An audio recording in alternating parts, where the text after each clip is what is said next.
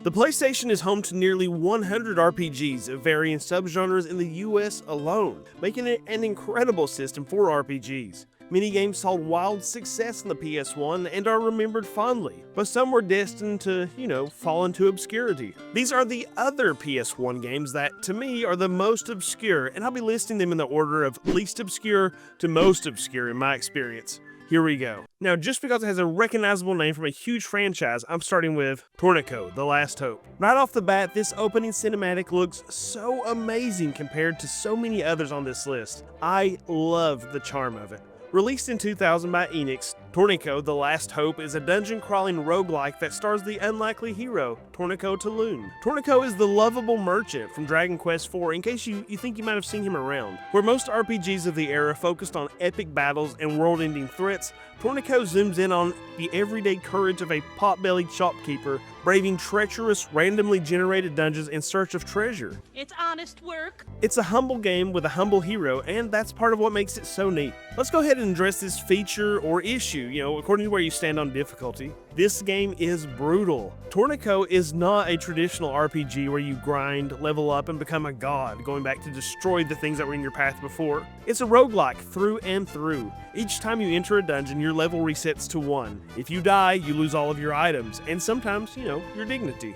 It can be frustrating, sure, but there's a compelling loop underneath the punishment. Slowly but surely, you're building a stronger base of equipment, learning how the dungeons work, and working on your storehouse that makes each return trip just a little more successful. The core gameplay revolves around turn-based movement and combat within procedurally generated floors. Now, I've often seen this style of the game referred to as turn-based, and I guess it technically is, but the idea of turn-based evokes in me a sense of like Dragon Warrior or Dragon Quest, not this walk and they walk setup, hit and they hit. Now that I'm explaining it out loud, it kind of sounds odd to me. But there's probably a better word for this setup than turn-based, and I'm just not sure what to call it. Let me know in the comments if you know. What happens is enemies only move when you do, so careful planning and inventory management is critical. Every decision, whether to use a scroll, eat some bread, throw a cursed item, or risk going down another floor, feels meaningful. And that's the real hook, the give and the take. Every dive into the dungeon feels like a puzzle, and victory comes through strategy, not brute force. And it's addictive. You might say that this is the Dark Soul. Don't say it. What elevates Torneko beyond a standard roguelike is its personality. The game is surprisingly funny and charming. Torneko himself is endearing with a joyful naivete and a clear love for his family and his village. Between dungeon runs, you return to your village where you slowly build a bigger house, unlock shops, and interact with townspeople. It gives the game a cozy rhythm, tense dungeon crawl, quiet village life, and then repeat. If you played Moonlighter, I feel like Torneko dungeon crawled so that game could dungeon crawl. This setup makes it all the more satisfying when you finally bring back a rare item or overcome a boss. It's just a good loop, which is a huge compliment. Visually, aside from that banger opening cutscene, the game's pretty modest. The graphics are 2D sprites on 3D backdrops, and while they won't blow anyone away, they're colorful and they're clean. The enemy designs pulled straight from the Dragon Quest universe are whimsical and instantly recognizable. The music and sound effects is, it's Dragon Quest. It's delightful and it's familiar. You have your charming village themes and tense dungeon motifs that feel right at home with the franchise. Torneko The Last Hope is a proper weird title, no doubt. It's a roguelike that doesn't coddle the player, but it rewards patience and persistence.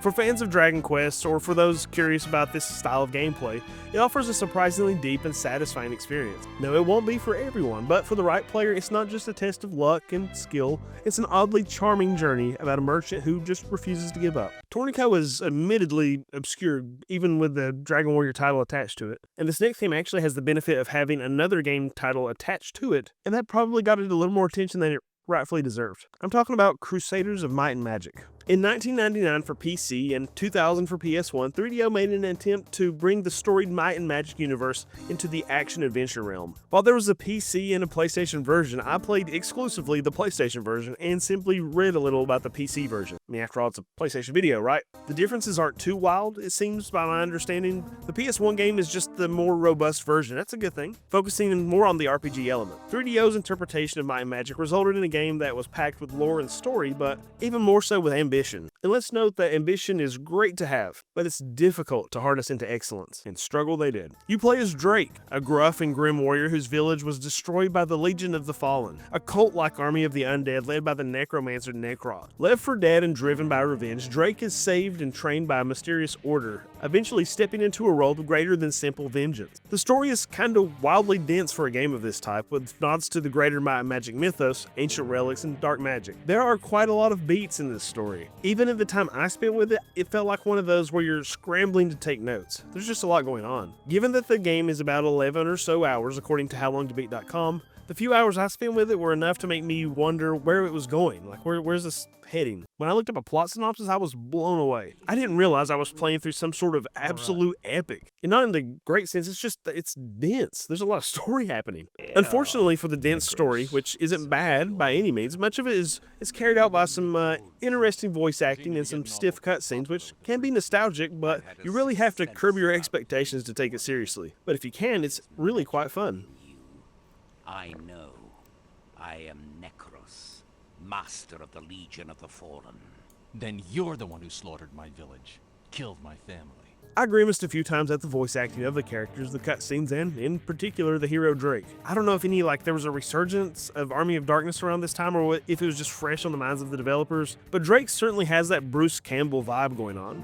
His idiosyncrasies are almost anachronistic feeling. If this is a medieval setting, and it might not be, maybe I'm crazy, he feels kind of out of place. If you're into that sort of kid in King Arthur's court, or even Duke Nukem A Time to Kill experience, then you're gonna love this. Gameplay is a hybrid of hack and slash action and RPG mechanics. You'll explore various regions, from cursed fortresses to underground tombs, swinging swords, casting spells, and collecting loot. There's a basic leveling system, and you'll find a variety of weapons and magical runes to experiment with. Through use, weapon skills level up and spells level up, and Drake himself gains HP, attack, and such as he levels from killing monsters. The idea is solid. It's a third-person action RPG with progression, atmospheric environments, and undead enemies to slice through or crush with a mace. But in practice, the combat lacks polish. Hit detection can feel pretty off at times, enemies sometimes soak up way too many blows, and the camera often struggles to keep up with the action in tighter corridors, which is standard fare for fully 3D video games at the time. The greatest boss is often the camera. What Crusaders excels in is atmosphere.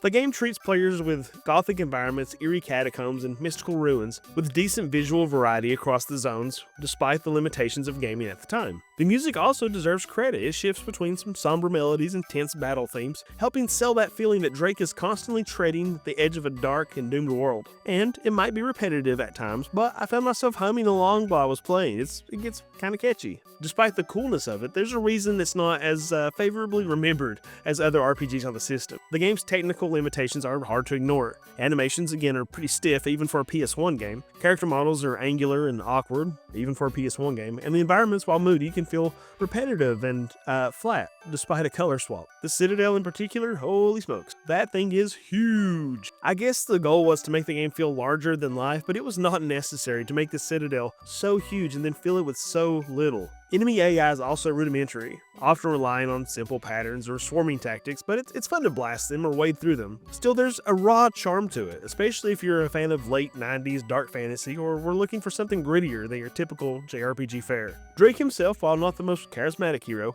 does evolve somewhat as the story progresses, both as a character and as an adventurer, gaining access to better gear, stronger magic, that sort of stuff. He eventually comes to gain an understanding of the supernatural forces at play, which develops him beyond simple revenge. The game definitely has a sense of growth, even if the journey is hampered by awkward controls and inconsistent pacing at times. Crusaders of Might and Magic seems like an earnest attempt to create a dark fantasy action RPG on the PlayStation, and the attempt part is probably what keeps it relegated to obscurity. It lacks the refinement of its contemporaries. But there's something admirable about its ambition, a trait that I've truly come to appreciate in playing so many RPGs for these videos I've been making. For players that are willing to embrace its clunky charm and dated presentation, it offers a moody adventure with just enough bite to make the journey worthwhile, especially if you're nostalgic for the era when fantasy games were messy, mysterious, and, even a little bit broken. See, I feel like this game is kind of like Ted. I'm a little up. But once you played it, it's hard to forget your experience with it, for better or for worse. This next game had a bit of an obscure first outing, but I guess it still had some fans out there, and so there was a sequel years later. I'm talking about Master of Monsters, Disciples of Gaia. Master of Monsters, Disciples of Gaia is a tactical RPG that aimed to carve its own path in a genre dominated by titans like Final Fantasy Tactics and Tactics Ogre. Did it succeed? Not really. Not at the time, but that's okay. Released in 1998 by System Soft and published by A1 Games in North America, it's a spiritual successor to the long-running Master of Monsters series, blending grid-based strategy with monster summoning and territory control. While it never reached the popularity of its contemporaries, much like every other game on this list, Disciples of Gaia offers a different, if clunky, alternative for players craving a challenge steeped in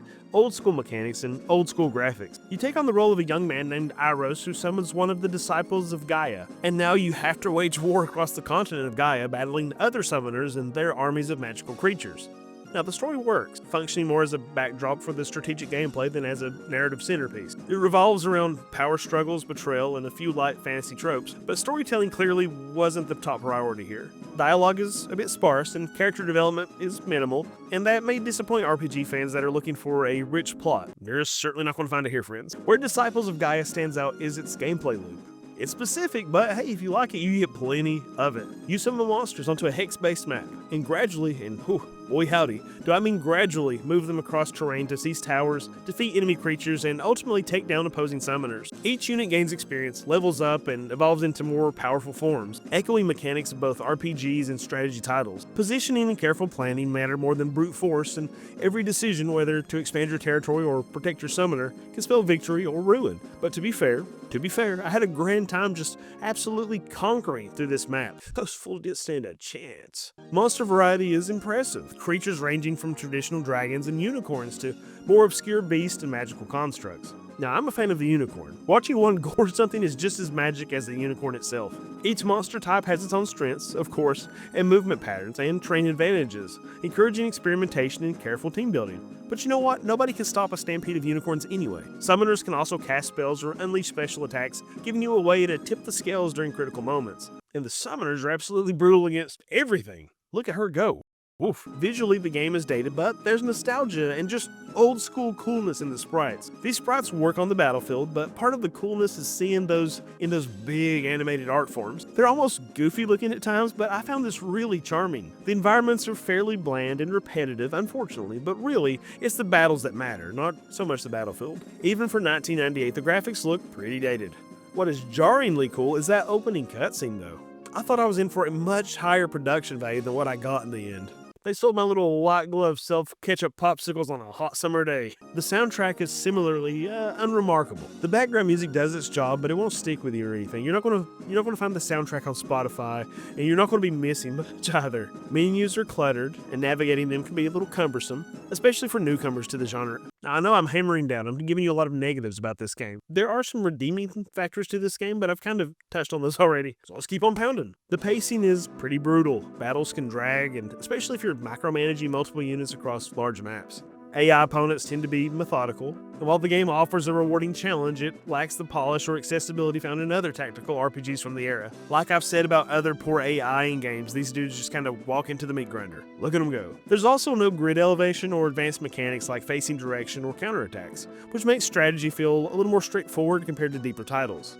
Now, this can be a boon for people who are just getting into these types of games, but I could also recommend you several others that are better. Namely Dark Wizard, or, as you might imagine, Final Fantasy Tactics, which is not exactly the same, but it's just a good tactical game, obviously. Still, Master of Monsters Disciples of Gaia succeeds in offering something different. It's a niche experience with a clear vision, strategic, slow-paced, and focused on long-term planning over cinematic flair.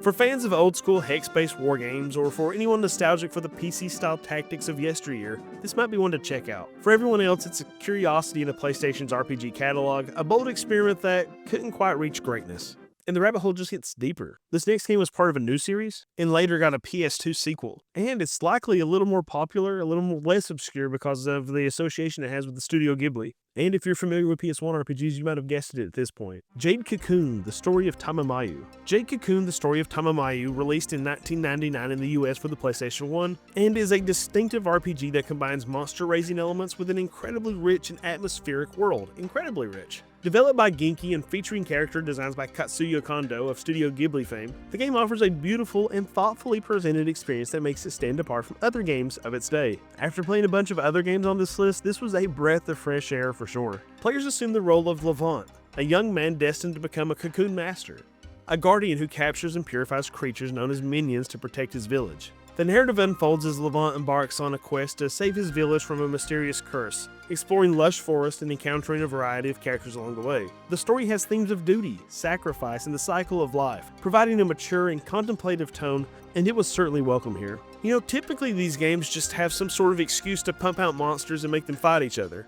The story feels so disconnected or of little value, but this game doesn't do that to the players. It's an RPG with an appropriate RPG story, but it uses monster raising as a vehicle for the action of the game. And that's a huge compliment. Gameplay revolves around capturing minions and merging them to create more powerful allies. The fusion system allows for a vast array of combinations that affect both the appearance and abilities of the resulting creature. This mechanic encourages experimentation and strategic planning. You have to consider elemental affinities and skill inheritance when you merge your minions. I mean, you don't want to combine two useful things and make something useless. Actually, you know what? If you do make something useless, you can just turn it into silk. And that's the currency in the game. It's kind of dark. Now, if I had more time to throw at this, I have little doubt that I'd have some kind of cocoon farm of ill repute, some real degeneracy in the exploitation of minions. But I digress. The turn-based combat system is straightforward but effective, with battles requiring thoughtful use of minions and their abilities. When you consider the combat, it's likely that it reminds you of another incredibly well-known title that included fighting battles, where you would choose some sort of other thing to fight for you. If you thought of the incredibly common game Ghostline for the NES, you're right. Visually, Jade Cocoon is a standout title on the PlayStation. The cutscene in the beginning is just like a Ghibli cartoon. The character portraits are expressive and everything is just polished, I would argue. The game's environments are richly detailed with pre-rendered backgrounds that evoke a sense of wonder and immersion. The game's art direction gives this game some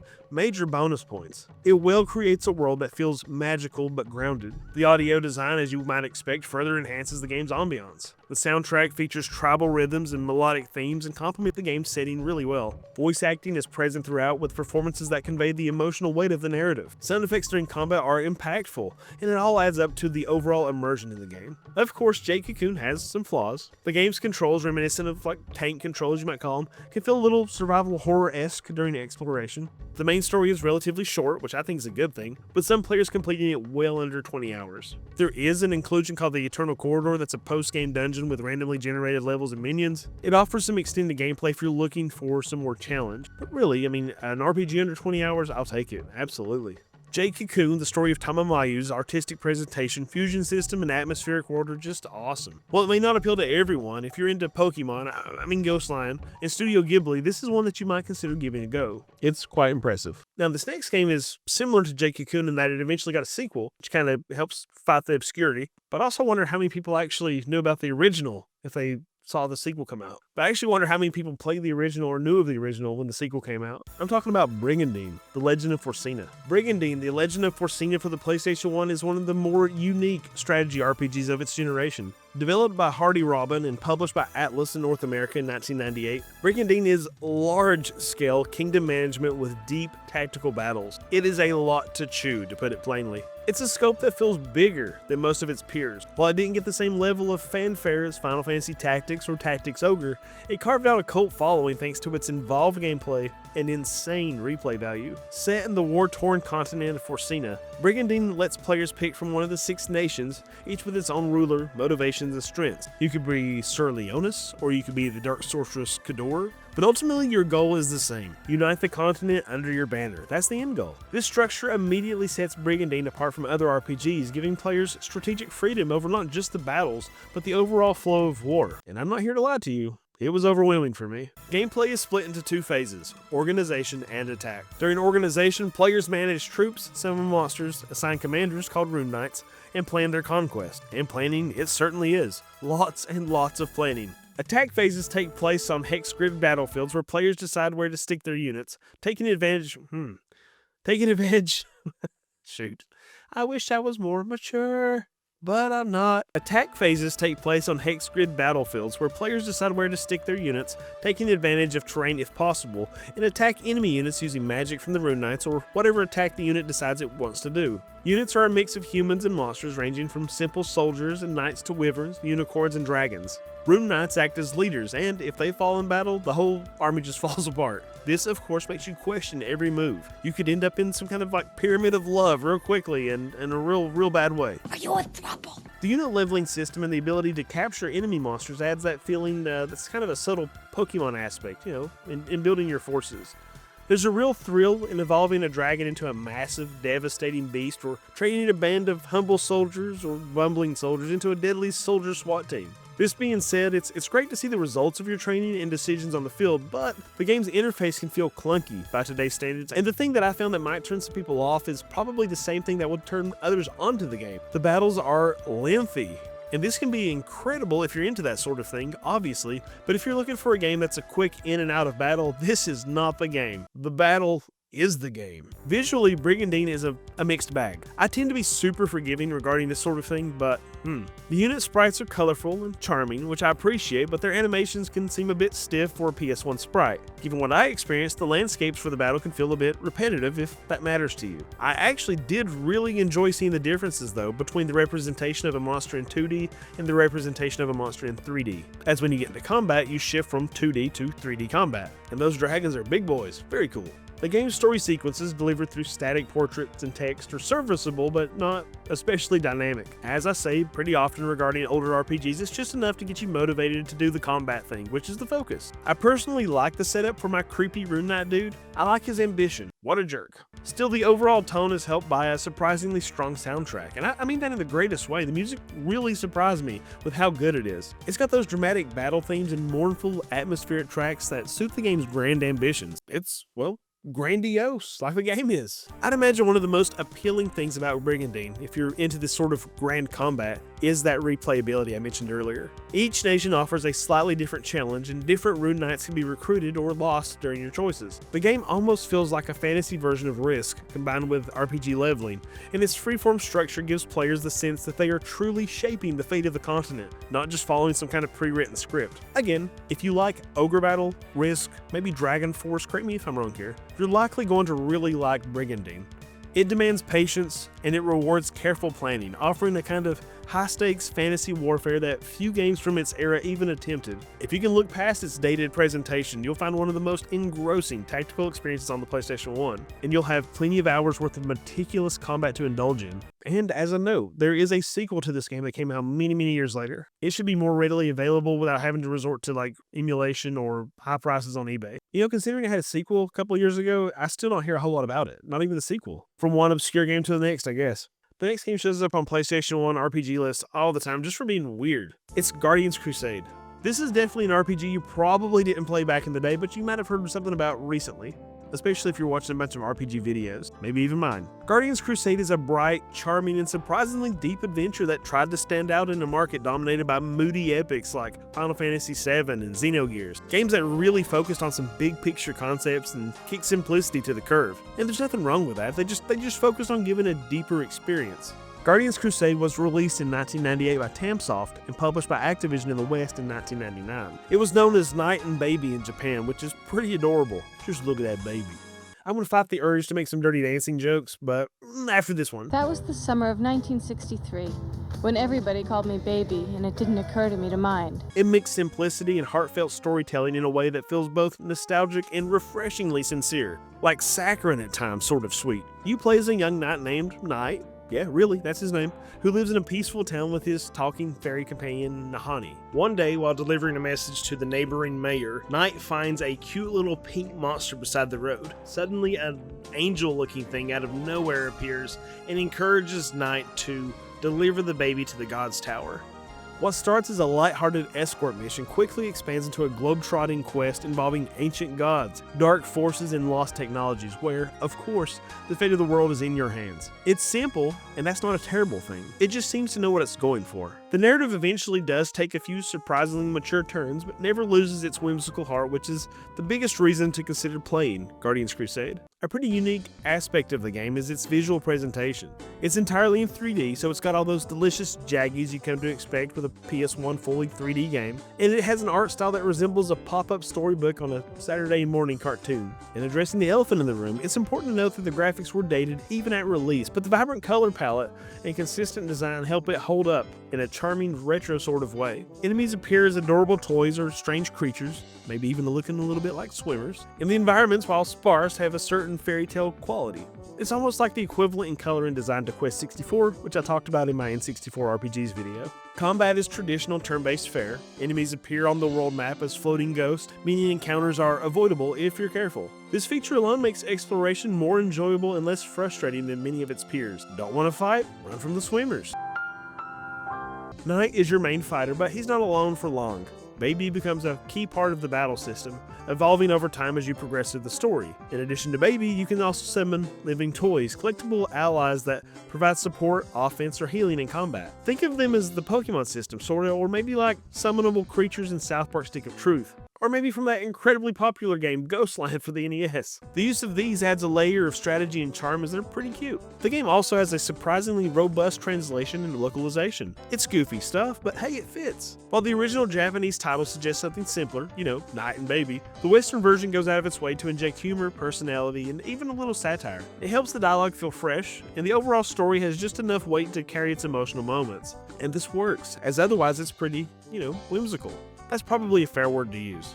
That said, Guardians Crusade isn't for everyone. It's relatively easy compared to the more hardcore RPGs, and the graphics are undeniably primitive. It's just a pretty simple game. Due to battle slog and loading and such, the pacing can be a bit slow at times, and some dungeon designs are overly simplistic, feeling more like a chore than a chance for exploration. But these flaws are easy to overlook if you approach the game with the right mindset. It's a cute RPG, and you should just appreciate it for that. Guardians Crusade is a warm-hearted, unpretentious RPG with a distinct personality. You're saving the world, but it doesn't always have to be so doom and gloom, and this game proves it. Again, appreciate it for what it is, and don't let the darkness in so many RPGs at the time overshadow this one in your priorities. After all, nobody puts Baby in a corner.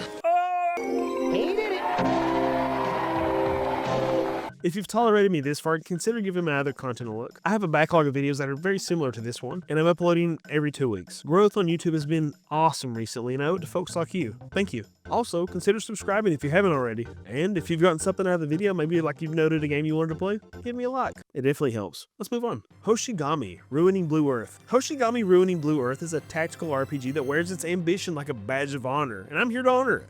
Developed by Max 5 and published by Atlas in 2001, kind of a late PS1 game, it attempted to stand among genre-defining titans by introducing several complex systems in a darker, more grounded fantasy tone. What results is a game full of cool ideas, but one that doesn't quite hit that execution. But I don't think it was far from it. For as many things as it gets right, it gets weird. Fortunately, delighting as often as it maybe alienates is the word. The story follows Faz, a young mercenary who becomes embroiled in a conflict surrounding divine relics, ancient gods, and political intrigue in the land of Nightweld. On the surface, it's a standard fantasy setup, but Hoshigami tries to set itself apart with a somber atmosphere and morally gray characters. And I think it does well enough with this. Some of the characters feel a little more flat than they might have intended, but I found it enjoyable, and the mystique of some of the characters is rather intriguing. There's potential for depth, but there might have been some emotional things lost in translation. I'm not quite sure there. I want to think that this game had the best of intentions all around. Where Hoshigami truly sets itself apart is in its gameplay. This isn't a simple pick up and play strategy RPG though. It demands patience and a willingness to learn its deeply layered mechanics, and I felt I barely skimmed the surface of it all in the time that I spent with it. The RAP, or Ready Action Point system, is the centerpiece of combat, replacing traditional turn-based orders with a time-based initiative meter. Moving around the battlefield takes some points, and using action takes some points, using items takes some points. So you can do a combination of different things as long as you don't spend all of your ready action points. This allows you to delay or chain some reactions, creating tactical flexibility. But it also makes planning much more intricate. You have just so many options available to you due to this, and this might be as overwhelming as it is freeing. One misstep, one miscalculation can leave your team vulnerable for several turns, resulting in brutal punishment from your enemies. The rough thing too is that the stakes are incredibly high. If you lose a character in battle, you have a chance to revive them then, but if you don't revive them during the battle, they're gone forever. When you replace characters in your party like a hiring system, they start back at level 1 and have to be grinded back up to be useful, and then you take the chance on losing them again in the grind. Fortunately, of course, you can save the game often and just reset as necessary, but holy moly, this game does not pull its punches. I guess it has some of that Fire Emblem permadeath energy going on. When I play Fire Emblem, I play in classic mode, but I am 100% guilty of restarting a battle if I lose specific party members, and I'll be doing the same thing here. Ain't nobody got time for that. Also unique is the spirit worship system, which determines a character's stat growth, elemental affinity, and even what spells they can learn. Choosing the right deity for each character becomes crucial to success, and the game rarely explains these choices well. It's kind of like a talent tree. You're welcome to change these along the way, but if you're constantly switching, you're unlikely to see the depths of the system in the end. Resource management in this game can be quite challenging as well. Using items can cost you turns and drain your rap meter, and that makes this a game that demands trial, error, and a certain level of masochism. Give it to me. Again, the game's difficulty curve is unrelenting.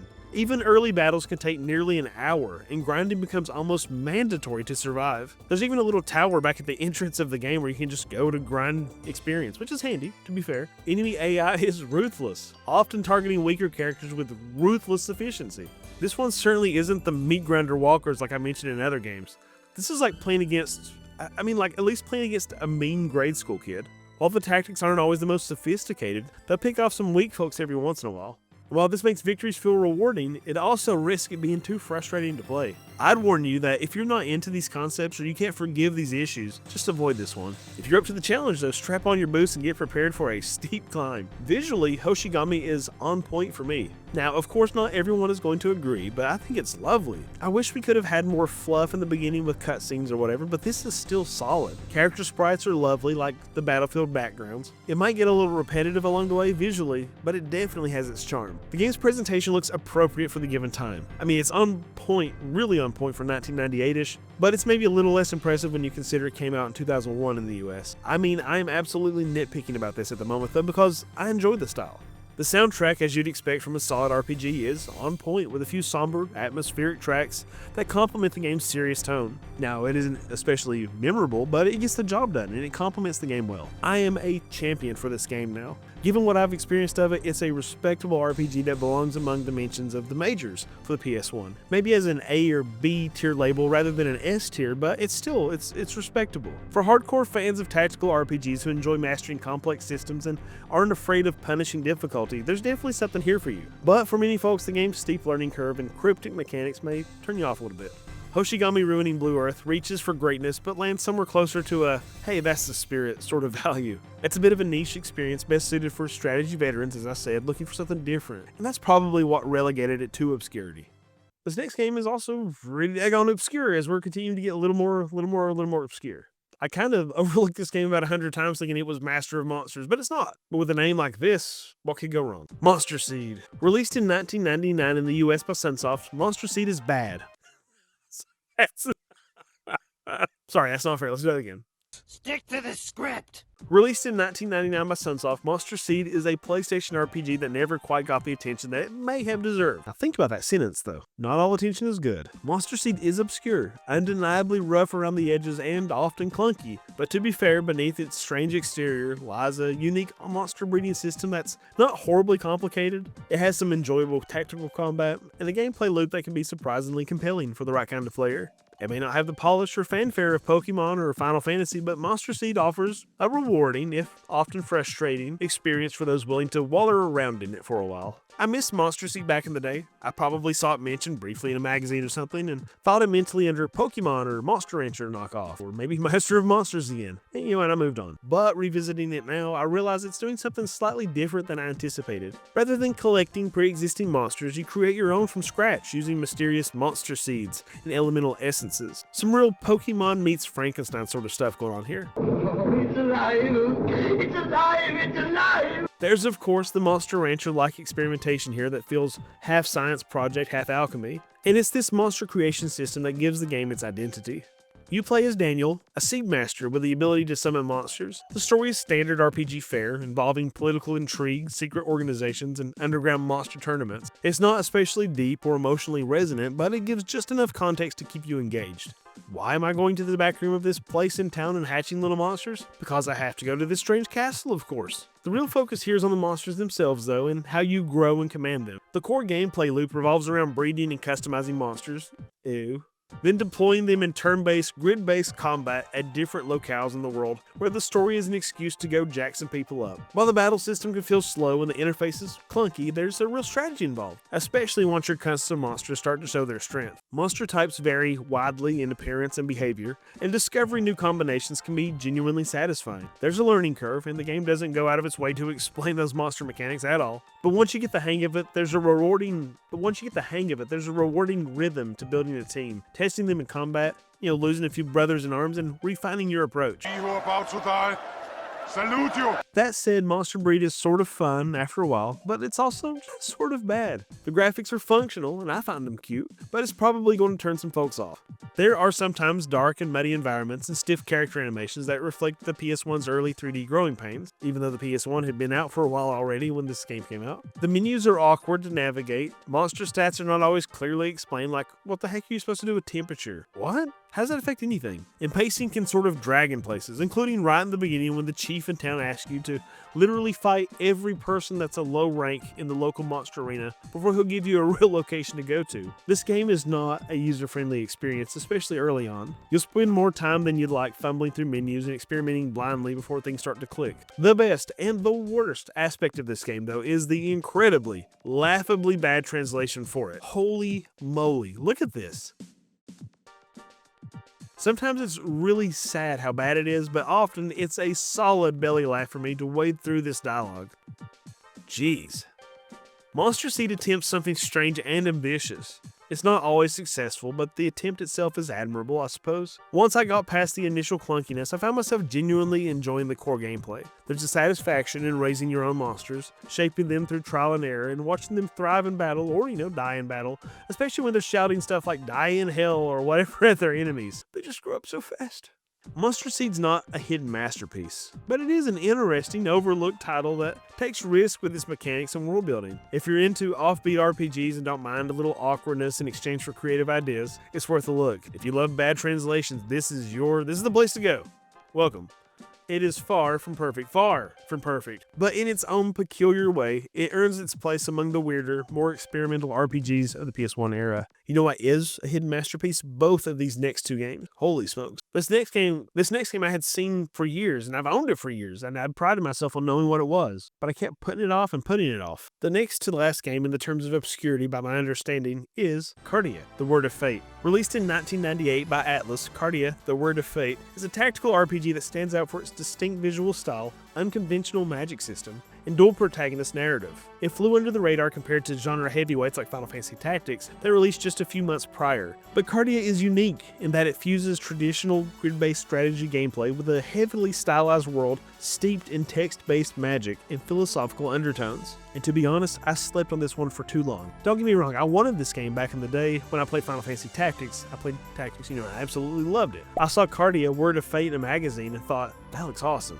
That looks just like Tactics. And really, that assertion isn't far off. Kartia defenders may hate this, but if Final Fantasy Tactics is Coke, Kartia is Coke Zero, and that's not a bad thing. The game's story unfolds through two separate campaigns, each 18 chapters long. One following the noble warrior Lacrima Christi, a devout shrine maiden of order, which I played for this video, and the other starring Toxa Classico, a free-spirited knight with a rebellious streak, which I haven't touched yet. The player chooses one protagonist at the beginning, with both narratives eventually converging on the same grand mystery, the misuse and consequences of Kartia, a mystical script capable of shaping reality. This branching structure gives Kartia replayability and depth, especially since each campaign offers a different emotional tone. From what I understand, Toxa is more personal and impulsive, while Lacrima is restrained and dutiful. Again, I played Lacrima, and I have been loving it. Kartia, the concept, was a bit of a boring thing to me at first, but the more the story explains it, the more interesting it really becomes. These people have cards that say something like, water or whatever. When they use it, it becomes water. Same for fire, and just everything. Some people in the world use it freely, and others see it as blasphemy.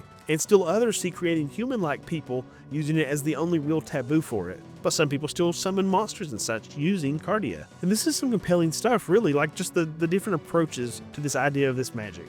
Kartia is also, as noted before, a system. It's a system of magic. Instead of learning spells through leveling up, players craft Kartia using text-based formulas and item synthesis. It's a little overwhelming at first, but you can kind of break it down and understand as you go. 3 types of Kartia exist. There's text, silk, and mithril, and these are used to summon creatures called phantoms. They're used to cast elemental magic, or they're used to forge powerful equipment. This approach makes preparation and experimentation crucial. Building the right army or having the right spell at the right moment often determines success, giving Kartia a cerebral edge over other strategy games of its time. Now, I was worried that this was a bit overwhelming at first, and it kind of was, but I feel that the game allows you to get in there and mess around with it without punishing you too much for making mistakes. You can simply, during combat, use Kartia for spells if necessary, or you can use Kartia to create items for your party and equip them during combat. While the Kartia is limited, you're awarded more Kartia after battles, and after a few fights, I didn't feel too anxious about using them. I am an item hoarder in RPGs, and admitting your problem is the first step, however. But this game made me feel free to use resources after I got comfortable with it. The grid-based combat is fairly standard, but that's not a bad thing. It works. It works.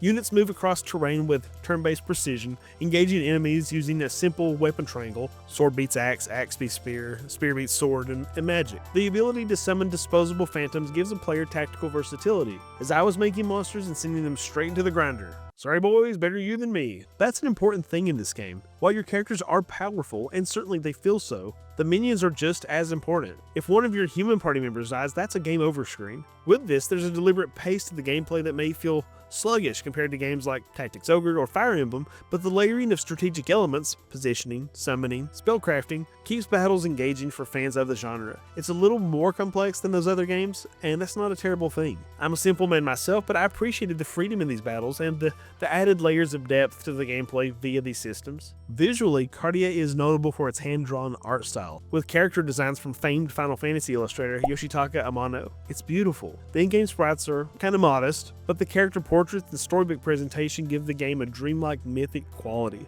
It's not bad. Maybe it's a little jarring at first, given the difference between the portraits and the sprites, but it works fine and establishes its own distinct style. The script is awesome.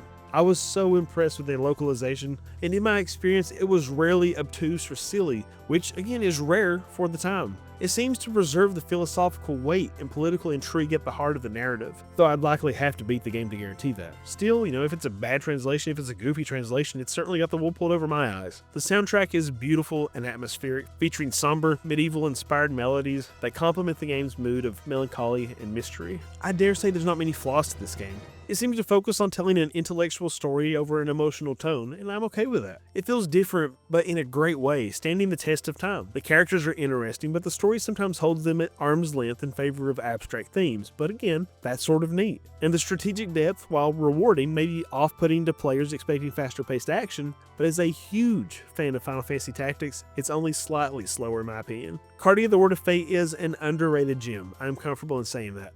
The game only sold about 60,000 copies in the US, which was lower than its slightly over 100,000 in Japan, so it makes sense that it's obscure. That's a pretty low print run in my understanding, despite it being considered a success by the company. Kartia is thoughtful, distinctive, and quietly ambitious.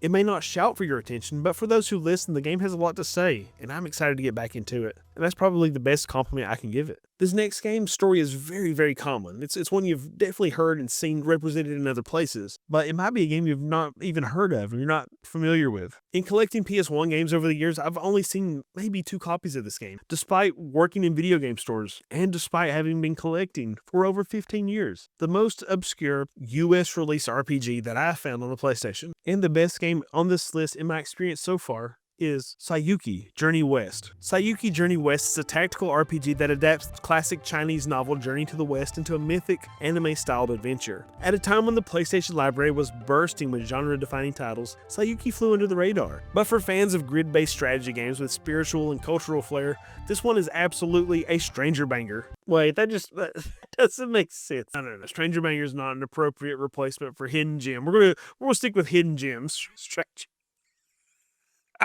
You play as Sanzo, a young monk chosen by the heavens to make a pilgrimage to the west, guided by visions and protected by a colorful crew of companions, each loosely inspired by characters from the original legend. Players familiar with the lore will recognize Wukong the Monkey King, the warrior Goku, and others, but here they're filtered through an early 2000s anime lens, complete with transformation abilities and magic-heavy battles. The characters don't shy away from developing lovable character traits. It's really quite awesome. The gameplay is turn-based tactical fare in the vein of Final Fantasy Tactics. It sort of also just looks like Tactics as well, and that's not a bad thing. Characters move across the grid, cast spells, and perform physical attacks. One of Saiyuki's key mechanics is the ability for party members to transform into monstrous, powerful versions of themselves called wereforms. These transformations come with boosted stats and unique attacks, offering a rewarding strategic layer to battles. You have to decide for yourself when it's best to use these super powerful abilities and when to save them. I like to throw caution to the wind and open big, baby. The best defense is a good offense.